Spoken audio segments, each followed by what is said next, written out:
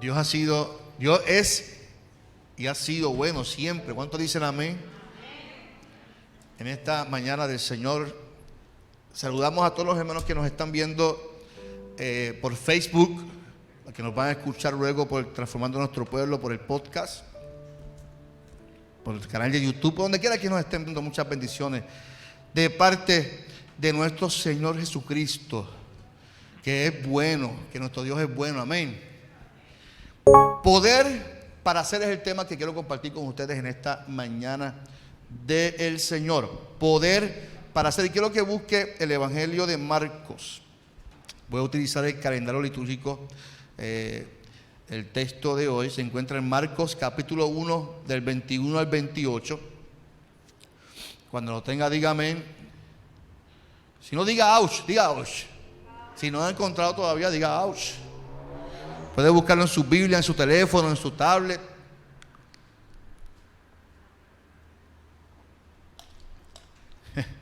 ¿Quién iba a decir que hoy en día van a decir, busque en su teléfono Marcos capítulo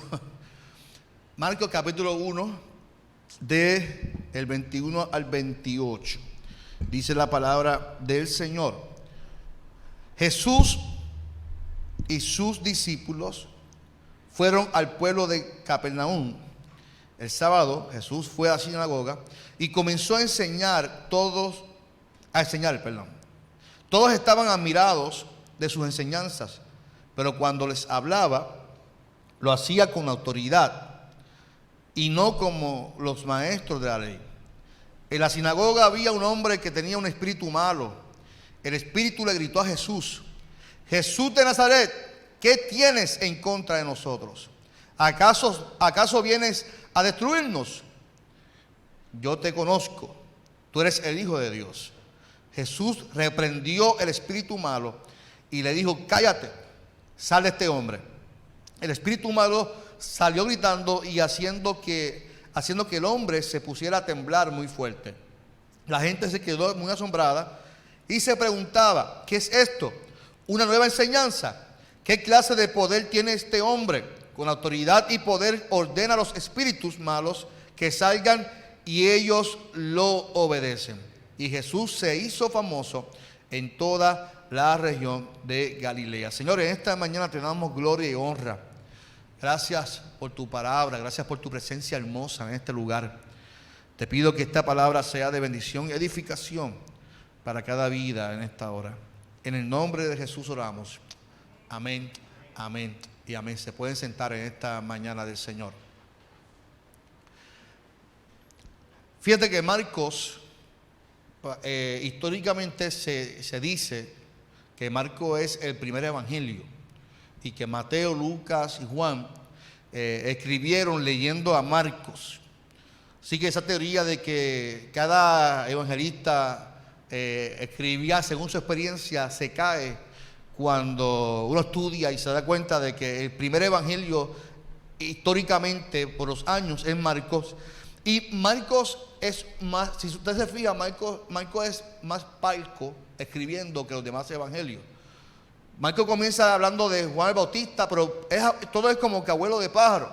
Narra que Jesús estuvo en el desierto y fue tentado por Satanás, así ya y ya. No explica, no da la explicación de los demás evangelios de las tentaciones que tuvo Jesús. Dice que llamó a los discípulos, pero ya fue bien parco en la explicación, en la narrativa de cómo Jesús llamó, cómo fue tentado. Así que Marcos fue relatando sobre la lección de sus discípulos y luego entonces es que llegamos rápidamente al versículo 21, donde ya Jesús está grande ya y se encuentra en la sinagoga y explica que está enseñando. El día sábado estaba dentro de una sinagoga y se encontraba enseñando.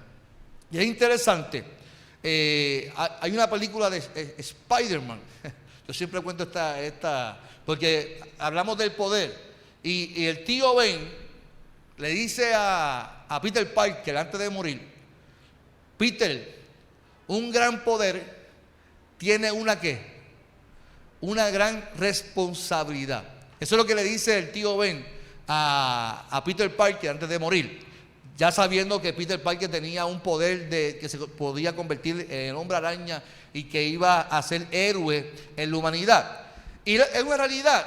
Yo les cuento esto porque cuando Jesús viene a esta tierra, y si usted busca luego después en Deuteronomio, Moisés le está explicando al pueblo que viene alguien a hablar la voz de Dios en este mundo.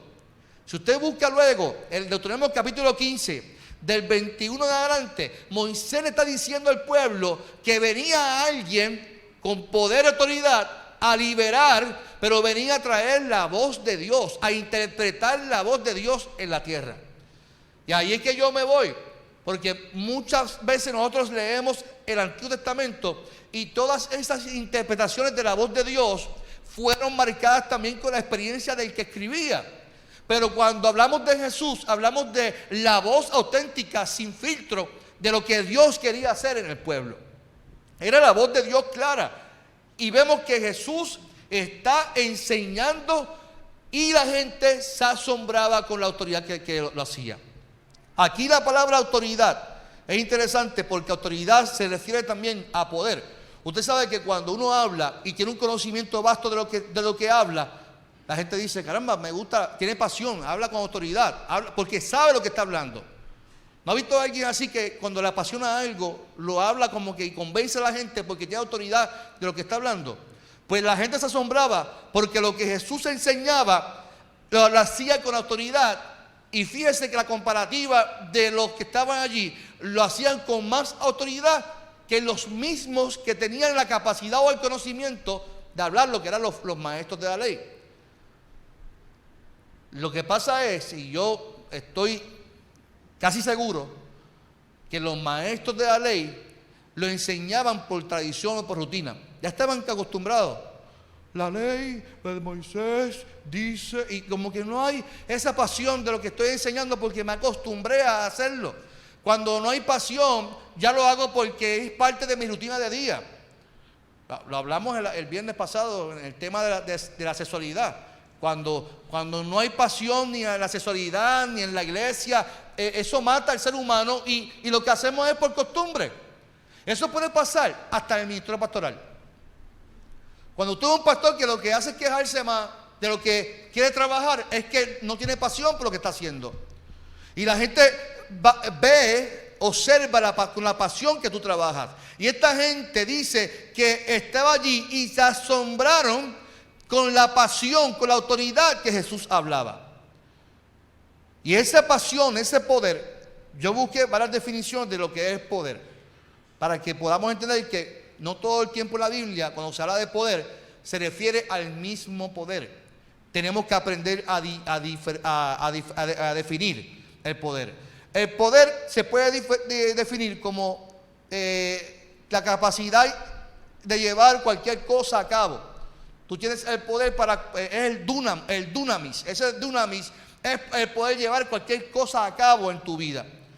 Está también el poder definido como exousia, y ya el poder es cuando es acerca de Dios. Por ejemplo, cuando se habla de principados, de potestades, ese poder es exclusivamente de ellos, de Dios, ¿verdad? Está el dunamai, que es el poder de ser capaz, es la capacidad, los recursos que tú tienes para poder hacer las cosas. Gracias a su estado mental o circunstancias favorables, tú tienes la capacidad para hacer algo. Y está el eusacio, estoy ayudando esta lengua, estoy dando yo aquí, que es cuando tú ejerces ese poder, ejerces esa autoridad. Y yo creo que lo que Jesús estaba haciendo aquí era ese poder. Estaba ejerciendo una autoridad. Y la gente se asombró de esa autoridad. ¿Y por qué yo defino este poder? Porque para poder entender la pregunta de los que observaban el milagro, allí hubo un cuestionamiento. La historia dice que ellos se cuestionaron con qué autoridad, cuál es la enseñanza. Eso es una enseñanza nueva de lo que está haciendo este hombre. Porque la historia dice que Jesús y sus discípulos fueron al pueblo de Capernaum y fueron a la sinagoga a enseñar. Así que Jesús escoge a 12 para enseñarles, pero los lleva a la sinagoga para enseñar. Enseñar se refiere a la exposición del texto o la ley de los profetas. Así que Jesús está hablando de lo que él conoce, porque él era Dios y él quería transformar. Recuerde que el primer ministerio de Jesús era enseñar. No olvide eso. El primer ministerio de Jesús era enseñar. En aquel tiempo los expertos en las tradiciones del pueblo eran los escribas.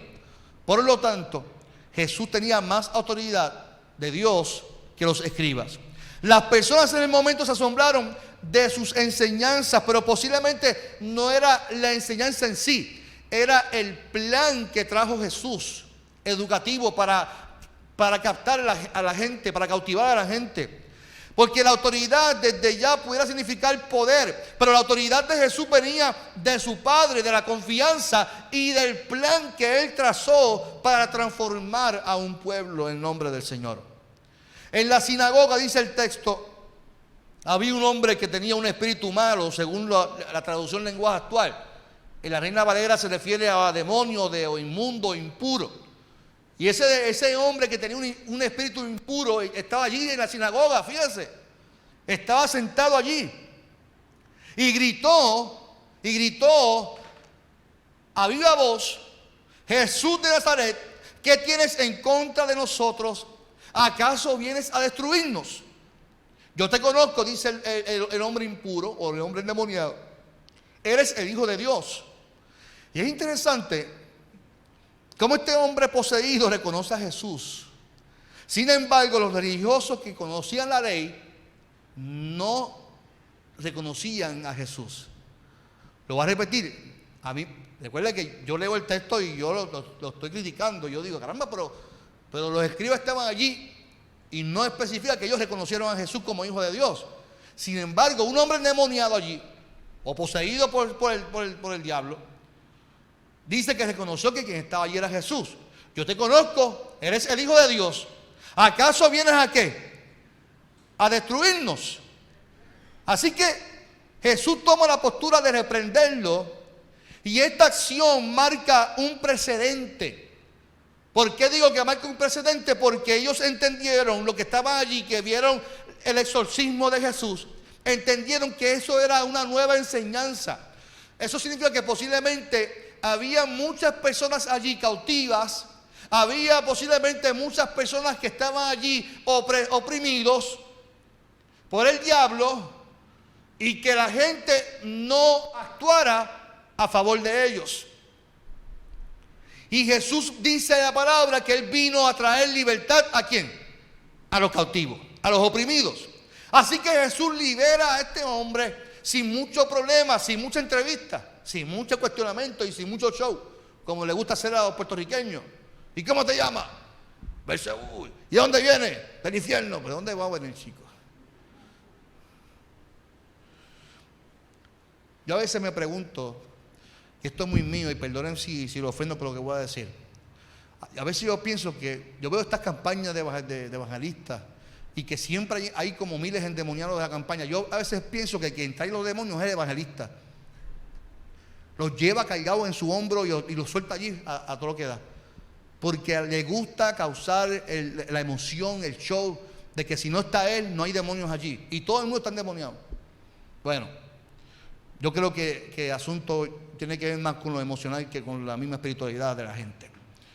Porque Jesús no hizo ese espectáculo allí. Jesús simplemente le dijo: sé libre en el nombre del Señor. Lo reprendió, simplemente se lo ordenó. Aquí hubo dos cuestionamientos que para mí son inmedular. ¿Qué es esto? ¿Una nueva enseñanza? ¿Qué clase de poder es esta? Son dos preguntas que nos tenemos que hacer también nosotros cuando vemos esta acción. Porque las personas estaban acostumbradas a simplemente escuchar a los escribas, pero no veían las acciones de ellos. Por lo tanto, es como si el conocimiento te diera toda la autoridad del mundo para no hacer absolutamente nada. Lo voy a repetir. Porque si ellos se asombraron porque Jesús estaba accionando su poder o su autoridad o su conocimiento, esto para mí el significado de que es como si los escribas tenían la autoridad de tener mucho conocimiento, pero poca praxis. Yo estuve hace poco, el año pasado o antipasado, ya ni recuerdo, que esto del COVID se me ha ido hasta la fecha.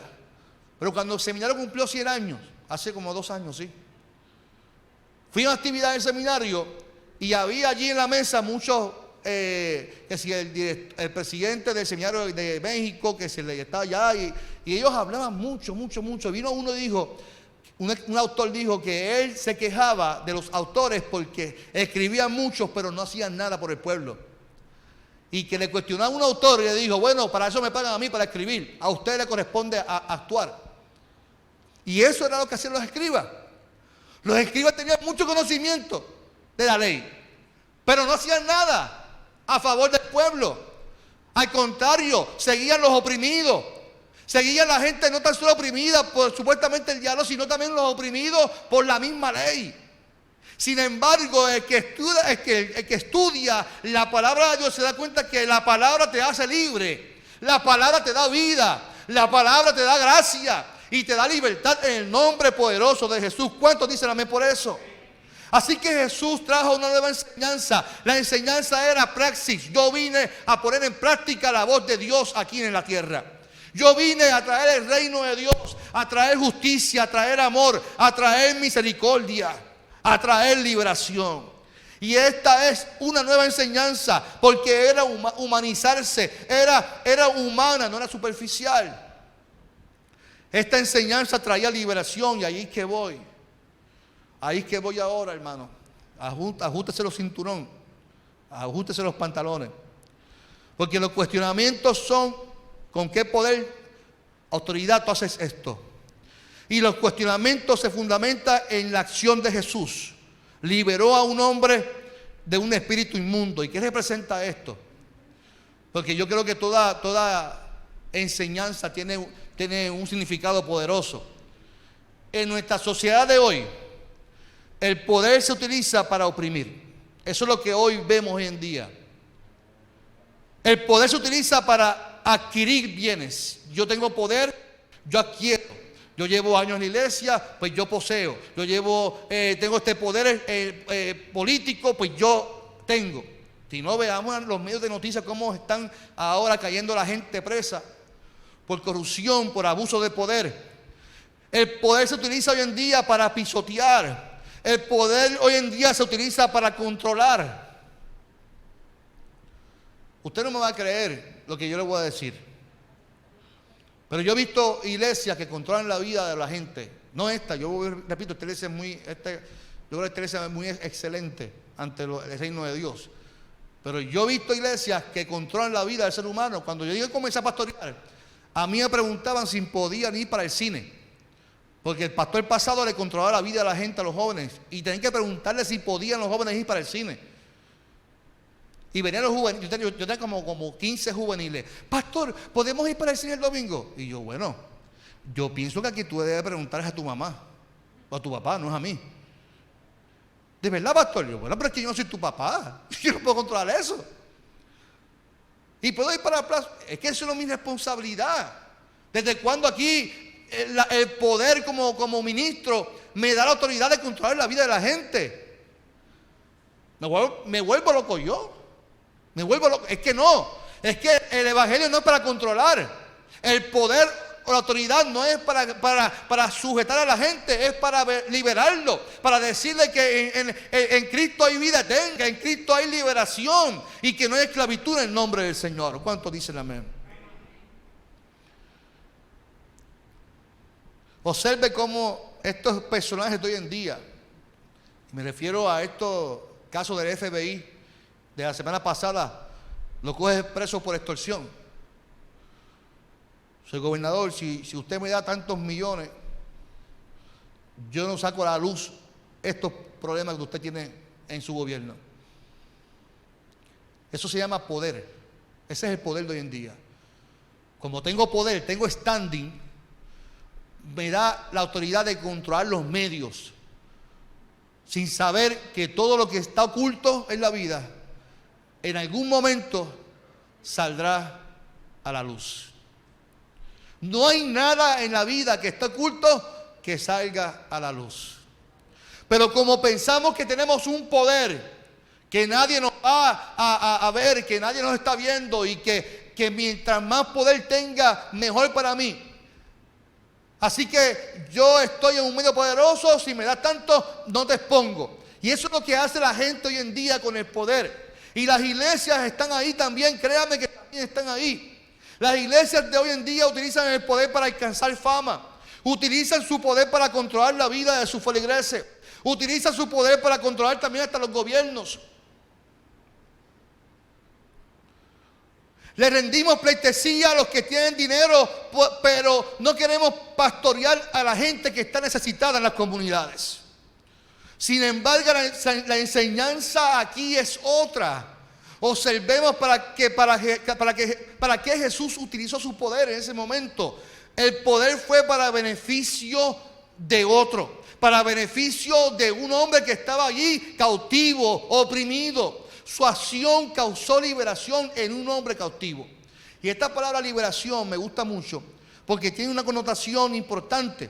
Porque el sistema político en aquel tiempo, no en aquel tiempo, históricamente el sistema político siempre ha oprimido a los pobres, siempre ha oprimido a la gente. El sistema político oprimía. Y recuerden que Jesús era un hombre que venía a reinar. Voy a explicar algo, quiero que me escuche bien, me atienda bien. El sector religioso, me refiero a escribas, fariseos, maestros de la ley, oprimían también a la gente. Oprimían a la gente y los esclavizaban por el pecado, porque la ley decía. Ahora llega este hombre con autoridad y su primera acción como enseñanza es que libera a un endemoniado. Yo quiero hacer algo en esta mañana y con mucho respeto. Un endemoniado es una persona que está poseída por algo, ¿cierto o falso? Y muchas veces en la Biblia se habla de demonios y de Satanás. Y a nosotros nos gusta pensar que Satanás es alguien que lo que quiere constantemente es hacer lo malo y caernos en tentación. Y cada vez que caemos en algo, ¿qué decimos? Es que es culpa de quién, del diablo. Y tenemos que aprender a definir si realmente en la Biblia lo que quiere decir que Satanás es un ente espiritual o es un ente político que oprimía a la gente. Si realmente Satanás era un ente espiritual que me está atacando, que no veo y que yo prefiero pelear con alguien que no estoy viendo y decir es que estoy luchando con el diablo, o realmente Satanás se representaba o era representado bíblicamente por un sistema de gobierno que realmente oprimía a la gente, que realmente les decía si no me adoras te voy a matar, si no lee Apocalipsis.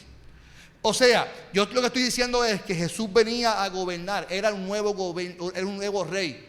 Pero este rey vino a liberar a la gente. Los endemoniados bíblicamente, léalo después con calma, léalo después. Sí, yo creo en los entes espirituales, yo creo en eso. Yo no estoy diciendo que no creo en eso. Pero muchas veces, en este caso también, los endemoniados se refieren a los soldados de los gobernantes que venían a atacar al pueblo. Y yo creo que Jesús estaba liberando a un hombre aquí. Estaba liberando a un hombre que estaba siendo oprimido.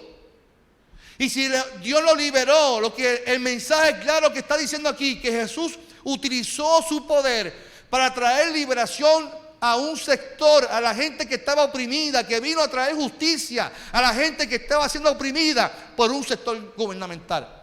Por eso le dice, yo te conozco a ti, tú vienes a derrumbarnos. Pues claro, porque era un rey que venía a derrumbar un gobierno. Era un rey, un nuevo rey que venía a traer un nuevo orden de justicia. Y los gobiernos traían corrupción, traían maldad, los gobiernos traían opresión a la gente. Jesús vino a traer paz, trajo un nuevo sistema gubernamental. Ustedes dicen que fue dicho, yo os digo, ese nuevo reino traía justicia a la gente. Yo no estoy diciendo que yo no creo en espíritu demoníaco, yo he tenido muchas experiencias, créamelo, de exorcismo, créamelo que he tenido muchas experiencias. Pero he aprendido a discernir realmente cuando son espíritus demoníacos y cuando realmente son emociones y cuando realmente la Biblia dice que eso se refiere a sistema político o cuando son endemoniados de verdad. Pero ante la realidad de este endemoniado, creo que este hombre estaba allí y le hace la pregunta que me hace reflexionar. ¿Qué tienes en contra de nosotros? ¿Acaso viene a destruirnos? Él se refiere al sistema político. Él se refiere a un sistema gubernamental que Jesús vino a destruir. a un sistema que oprimía a la gente, a un sistema que oprimía. Así que pienso que a las personas les gusta pelear con demonios. Sí, a la gente le gusta pelear con demonios, porque no los ven. ¿Qué es más fácil? Yo pelear con alguien que no veo, o pelear con un sistema que está ahí, y prefiero callarme la boca y decir, pues, no se puede hacer nada. Porque a nosotros nos gusta justificarnos. ¿Quién se atreve a pararse frente a un gobierno y decirle, tú estás en pecado? Y así te dice el Señor. Que si tú sigues cometiendo estos actos corruptos, te va a ir mal. Porque eso es lo que la Biblia me enseña a mí. Que la iglesia, el poder de Dios se utiliza para liberar a la gente y para demandar a los gobiernos corruptos. Y eso es lo que Jesús estaba haciendo. Estaba liberando a un hombre oprimido. Lo hizo con toda autoridad, con poder. Esto quiere decir que el poder de Jesús se utilizó para el bienestar de los oprimidos y endemoniados. Bien interesante. Hoy día el poder es para yo adquirir, para yo oprimir. Sin embargo, el poder de Jesús es utilizado para darle bienestar a los otros. El poder de Jesús es para darle dignidad al ser humano. El poder de Jesús es para darle dignidad a los que estaban sin nombre, sin techo, sin nada. Y ese poder de Jesús fue utilizado con esa autoridad para bendecir a la gente. En un momento dado, Jesús les dio a sus discípulos en Hechos capítulo 1, versículo 8. Pero quiero que sepan que el Espíritu Santo vendrá sobre ustedes. Miren lo que Jesús le dice a sus discípulos antes de ascender al cielo. Y que recibirán poder para hablar de mí en Jerusalén. O sea, el poder del Espíritu no es para hablar de nosotros mismos. Ay, porque qué bien yo lo hago, qué bueno estoy, mami. Mira, no se ríe. Porque que mucho nos gusta hablar de nosotros. Que si yo hago, en todas las presentaciones tiene que estar el hombre allí con la camilla, para que si no estoy yo, no hay milagro. Ay, a mí es que me hierve la sangre cuando yo veo estas cosas. Ay, me va a dar algo. Recibirán poder para hablar de mí, dice Jesús. Y no solamente en Jerusalén, en todo el territorio de Judea y de Samaria, y también en los lugares más lejanos del mundo. O sea, el poder que Dios nos da, porque créame que Él se va y nos deja el poder a nosotros. Y ese poder que nos deja es para hacer las cosas en el nombre de Jesús. Cada vez que usted hable, hágalo en el nombre de Jesús. Cada vez que usted ore por un enfermo, ore en el nombre de Jesús. Cada vez que usted hable con alguien y que la gente diga, es que este hombre tiene algo, esta mujer tiene algo distinto, pues claro, es que lo está haciendo en el nombre de Jesús. Cada vez que usted le dé comida a alguien, hágalo en el nombre de Jesús. Cada vez que usted sirva a su vecino, hágalo en el nombre de Jesús.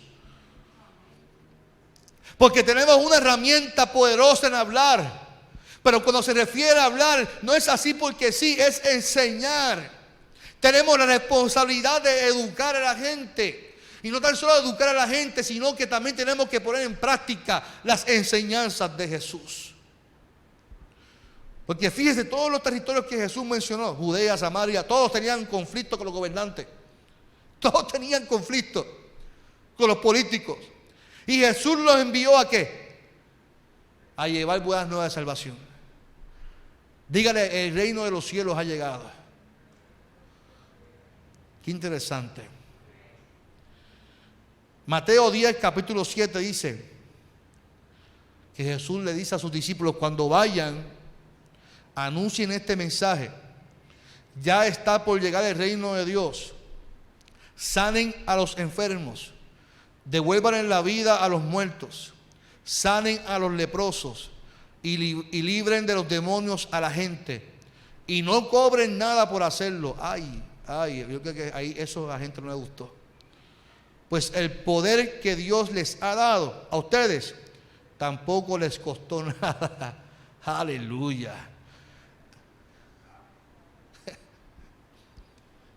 Como dicen en mi barrio, ahora se pusieron los huevos ¿a qué? A peseta. Mire la acción de la iglesia. La iglesia, la gente tiene que sanar a los enfermos. tienen que devolverle la vida a los muertos. Y que ahí está el problema. La gente toma literal esto. ¿Sabe? Ahora tenemos que ir para los funerales a revivir muertos. No, no es eso. Es que hay mucha gente que está muerta emocionalmente y que llega a la iglesia y que están ahí emocionalmente muertos y necesitan que Dios los reviva, que valoren su vida. ¿Cuánta gente tiene la autoestima tan baja que no viven, sobreviven la vida? La pregunta que yo me hago, ¿Dios quiere que usted y yo sobrevivamos o que vivamos? Porque yo le pregunto hoy día a mucha gente, ¿cómo tú estás? Ahí, pastor, sobreviviendo. Tan bueno que es vivir, tan bueno que es sonreír, tan bueno que es bailar, tan bueno que es disfrutar la vida, Dori. A mí me encanta Dori, porque Dori cada vez que coge el micrófono es tan convincente. Ella enamora a todo el mundo y este es tu asiento y esa dulzura. Y a pesar de todos los problemas que tiene ella en su vida, pero ella decidió vivir la vida, disfrutarla y sonreír. Y eso es lo que hace la gente que Dios ha llamado, viven la vida. Hemos aprendido a vivir, y la gente que está muerta emocionalmente, la iglesia tiene que revivirla, no juzgarla. Yo tengo que mencionar esto porque esto lo hablamos hace 2 viernes atrás en el diálogo con la psicóloga. A veces la gente llega a tu oficina: pastor, que yo tengo problemas, mi esposa no me entiende, yo me quiero suicidar porque estoy cansado. ¿Y qué hacemos los cristianos? Nos estamos al lado de acá. No, tú no puedes hacer eso. Eso es del diablo, estás mal. Es que te alejaste de Dios, hermano, varón. Te alejaste de Dios y estás así porque te alejaste de Dios. Tienes que buscar el rostro de Dios, te alejaste. Automáticamente estamos juzgando al que se sienta así. Somos como esos amigos de Job que lo condenaron. Y la psicóloga dice: no, tú no puedes hacer eso cuando llega alguien así, destruido, muerto. Tú tienes que entenderlo y ponerte en su lugar y afirmar lo que le está diciendo. Te entiendo. Lo que está pasando es algo que es duro. Afirmar lo que él baje las tensiones. Y la iglesia mayormente lo que hace es que utilizamos el poder para juzgar. Y en vez de darle vida a los muertos, los hundimos más. En vez de darle vida a los muertos, los pisoteamos más. Y la iglesia tiene que utilizar el poder para liberar a la gente y darle vida a la gente que está pasando por opresión, sanar a los enfermos y liberar a los demonios de la gente. Tenemos que utilizar el poder para que Dios se glorifique en la vida de la gente.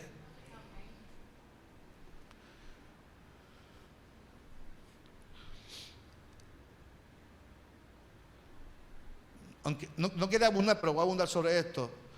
El texto que dice: no cobres nada por hacerlo, pues el poder, es que eso es un problema serio. Eso es un problema serio. Porque hoy en día, las campañas que se hacen hoy en día, todo es para lucrar a la gente. Todo lo que se hace es para lucrar a la gente. Todo es como el mundo está sumergido en el consumerismo. Nosotros queremos cobrar todo lo que hacemos para la gloria del Señor. Y queremos promovernos nosotros mismos de que somos los ungidos y que cuando yo oro por la gente, el paralítico se sana y todavía y esto y acá y todo es para yo hacerme rico. Sin embargo dice: mira, no cobren por los milagros, no cobres por el poder de Dios, porque no es tuyo. No es tuyo, el poder de Dios. El poder de Dios. Y dice: pues el poder que Dios le ha dado, a ustedes tampoco les costó nada. El poder de la iglesia no es para nosotros, es para beneficio de los demás. ¿Cómo dicen amén?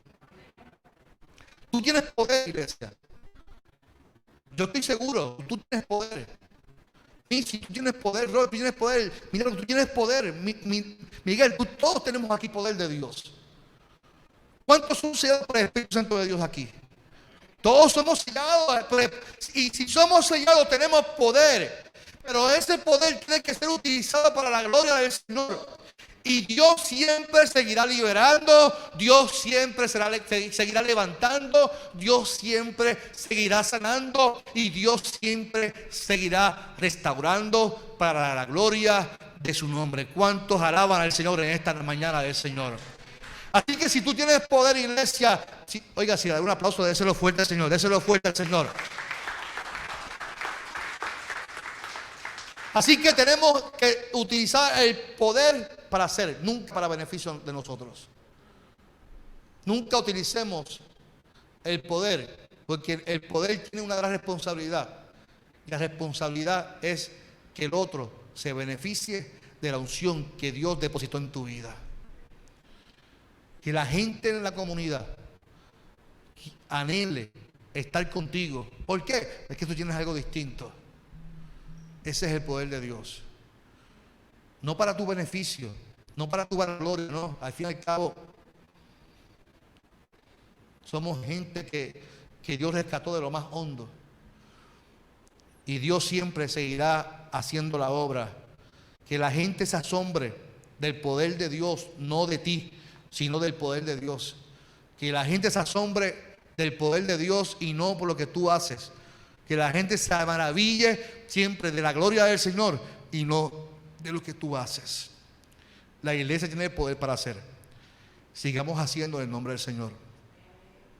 Sigamos haciendo en el nombre del Señor. Usted no sabe cómo yo soy una ave pasajera. Yo estoy aquí posiblemente en varios años usted tenga otro pastor, otra pastora y es bueno que eso suceda. No estoy diciendo que yo me voy todavía. Yo espero estar aquí un buen rato largo. Pero a mí se me hincha el pecho cuando yo escucho a Nidia hablar en Facebook de iglesia. Escucho hablar a Julio de iglesia. Y de lo que representa la iglesia para ellos y cómo se expresan de que la iglesia es una iglesia que da, que sirve. Y eso, para eso es el poder de Dios. Yo me siento, créame, me siento muy orgulloso como pastor de esta iglesia. Yo me siento orgulloso de cada uno de ustedes. De cómo cada vez que se pone algo en el chat para bendecir a alguien, ahí aparecen chavos, aparece cuna, aparecen cama. Yo digo, esta iglesia es demasiado de dada. Y eso es una iglesia que utiliza su poder para beneficio de otros. Y yo creo que la gloria se merece el Señor. La gloria, algo me enseñó un hermano que yo pastoreé. Me decía, pastor, la gloria es para el Señor, pero el gozo para nosotros. La gloria siempre para el Señor, pero el gozo para nosotros. Así que yo me gozo el pastorear en una iglesia que utiliza su poder para dar. Sigamos dando en el nombre del Señor. Sigamos dando en el nombre del Señor. ¿Qué tal si se pone de pie en esta mañana?